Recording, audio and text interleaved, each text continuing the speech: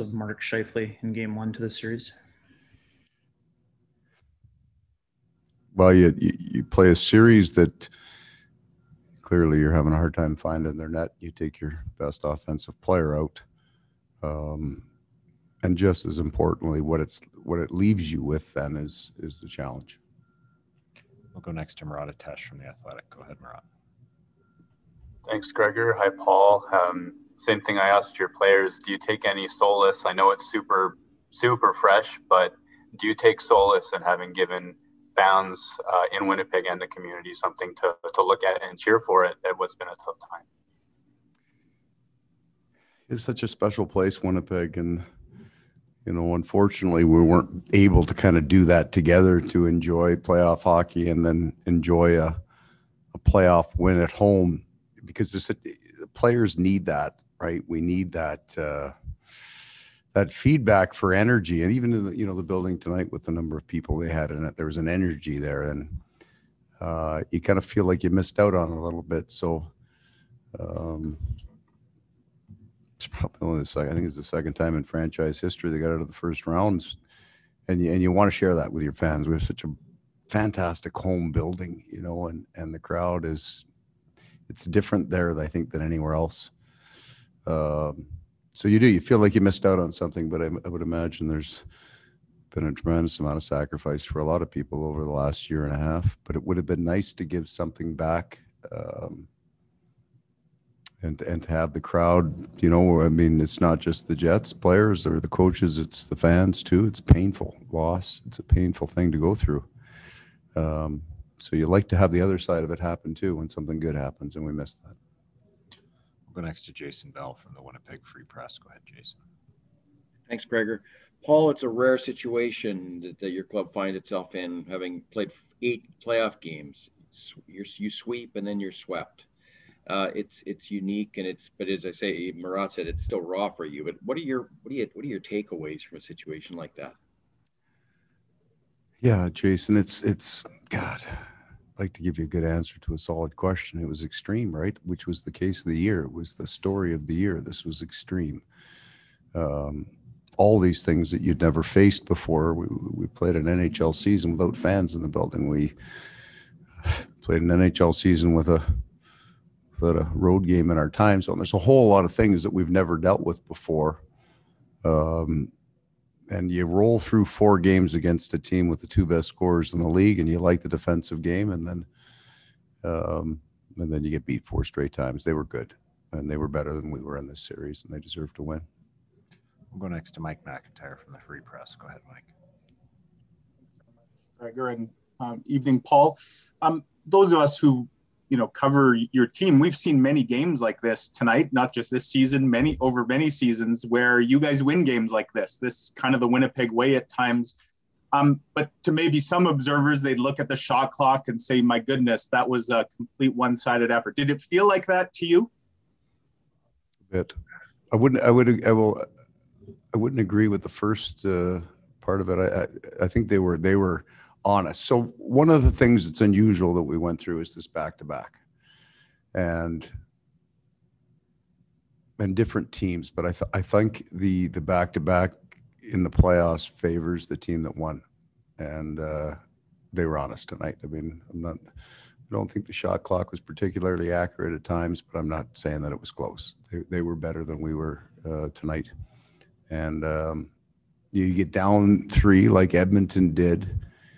You lose a game in overtime. They got us to triple overtime. We got it for triple minutes, I guess. But I think you saw a team that had spent what it had to spend and was hanging on in this game tonight. And it wasn't from a lack of character or a lack of will, but we were behind it, and that was obvious in the game. But I don't think at all with our team. I mean, it's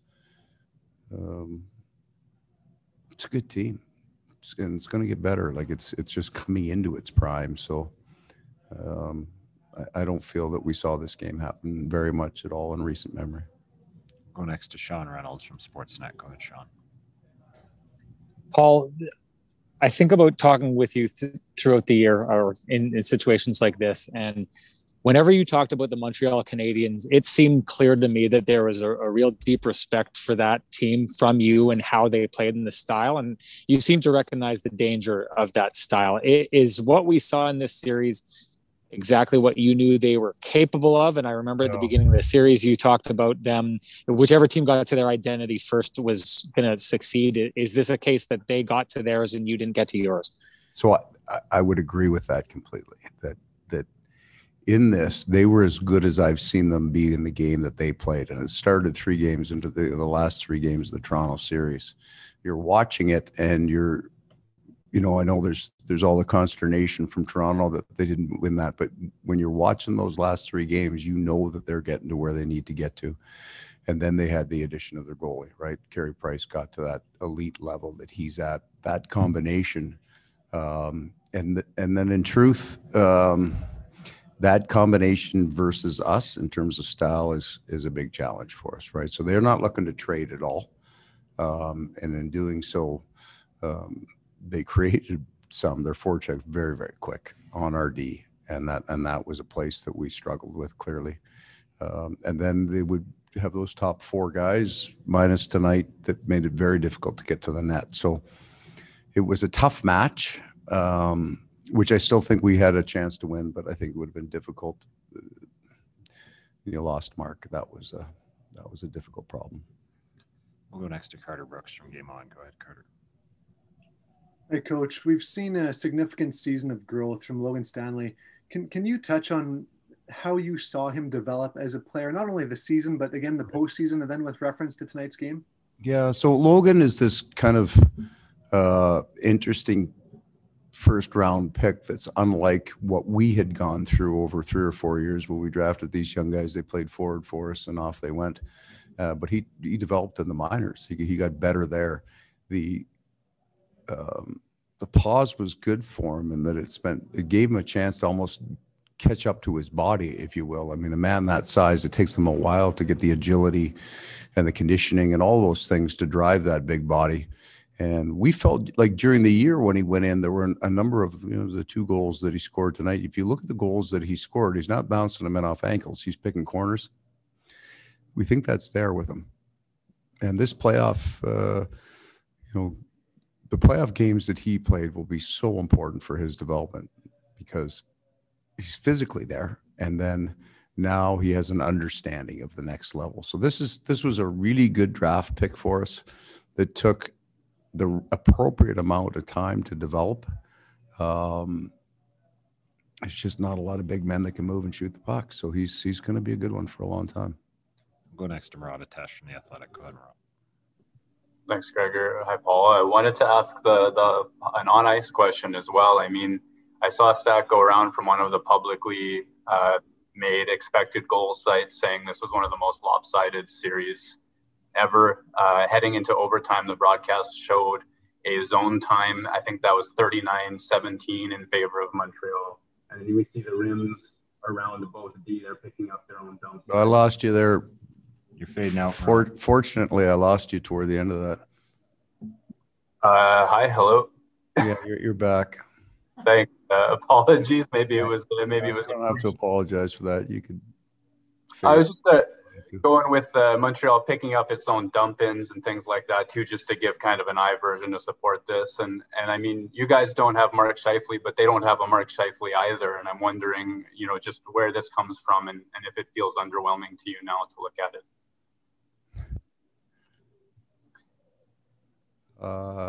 Sure. Final question to Guillaume Lafrancois from La Presse. Go ahead, Guillaume. Hi, Paul. In Mark's absence, were you hoping that Pierre-Luc would maybe take a bigger step to fill? I know those are big shoes to fill, but were you expecting maybe a little more during the series? I think part of the growth of this young man, this year will be his most important year to get him to the next level, and I got lots of confidence he's going to get there. Thanks very much, Coach.